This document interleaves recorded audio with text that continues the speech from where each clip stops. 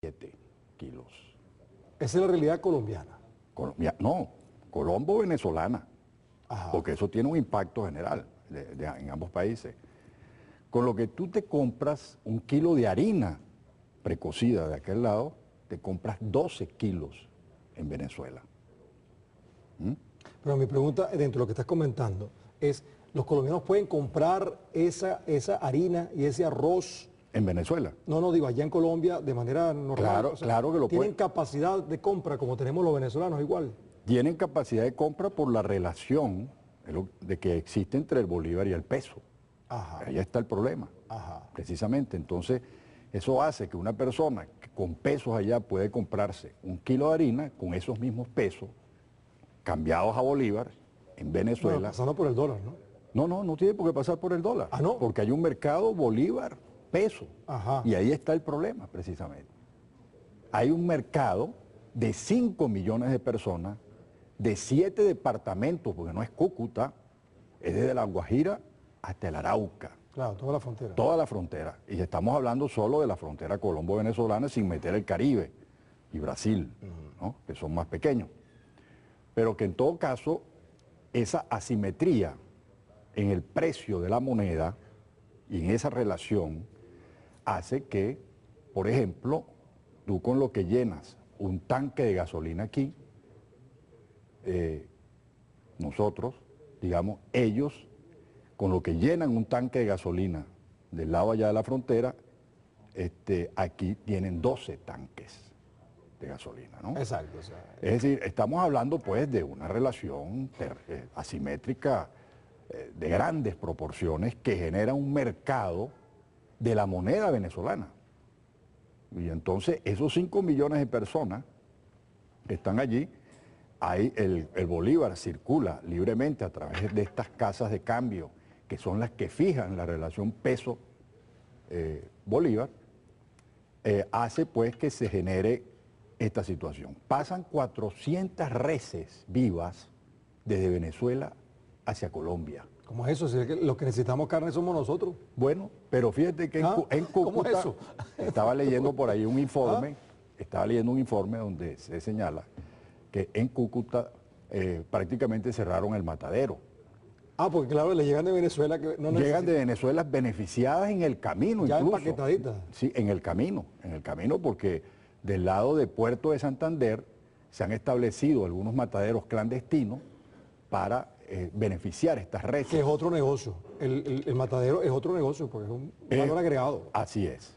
Pero que en definitiva pues nos está señalando que el problema no solamente son los productos subsidiados, que ya de suyo pues ahí la diferencia es muy grande, ¿no? Estamos hablando de la harina, del arroz, etcétera.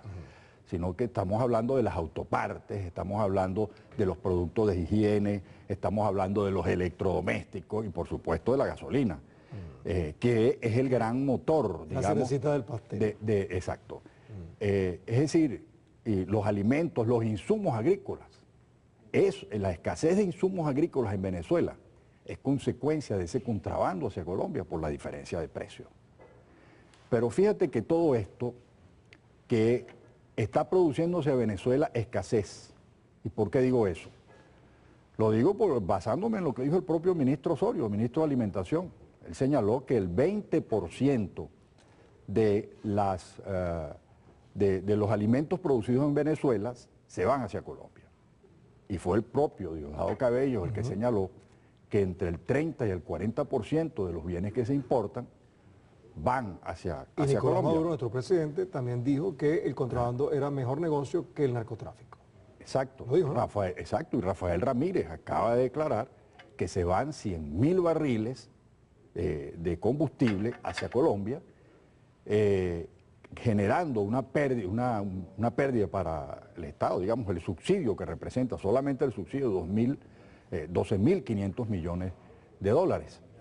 Estamos hablando de volúmenes muy grandes. Para que eso pase por la frontera, tienen que haber redes estructuradas entre Venezuela y Colombia, de funcionarios, de todo tipo de cosas, porque Me duele eso no es posible. me duele decirlo, Gustavo, pero pudiéramos pensar que estamos trabajando para una especie de gobierno paralelo en la frontera. Claro, Es que eso de hecho es la situación, porque tenemos una economía ilícita que es más importante que la economía lícita. Maneja volúmenes mayores. Y en todo eso está participando el narcotráfico, el lavado de dólares y la corrupción. Todo lo que significa, digamos, una economía ilícita que es el caldo de cultivo para el paramilitarismo, las redes criminales, que a su vez se pliegan hacia Venezuela en relación pues a lo que son los crímenes de extorsión, etcétera, etcétera. Sí, la ley del más fuerte, pues. Así es. Que tiene más armas. Sí, pero fíjate que todo el problema de fondo de la proliferación de estas redes está precisamente en la economía ilícita. Si no existiera tal economía, puede ser mucho más controlable esta situación, tanto para Colombia como Venezuela. Pero vamos al problema que tú planteaste al principio. Hay crisis en Colombia, hay crisis en Venezuela, sí. En Venezuela hay una crisis de escasez que genera inflación. Independientemente del rollo de la frontera. No, a eso quiero llegar, ¿no?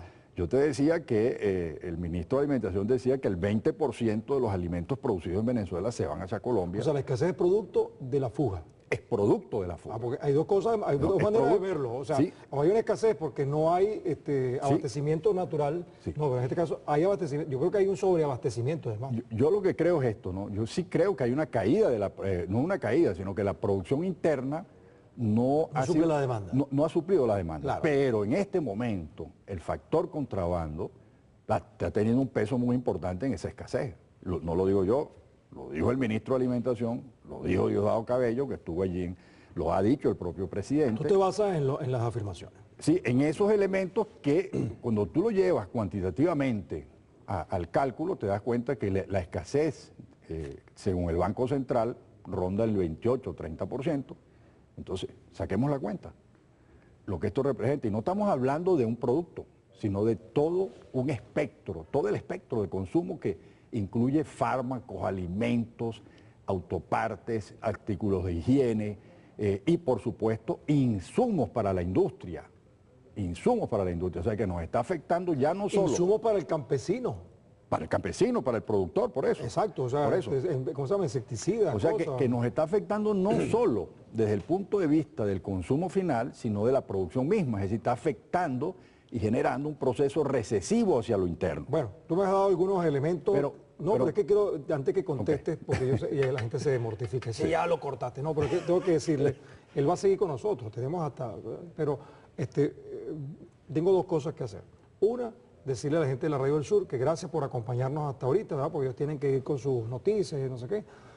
Si quieren, quédense, porque esto está muy interesante. O grábenlo y lo pasan después, porque esto pique y se extiende. Gustavo no ocultaremos nada. A calzón quitado, pues vamos a estar hoy aquí. Y luego tengo que hacer una pausa del canal y regresamos. Así que vamos después a seguir Entre Todos por Venezolana de Televisión.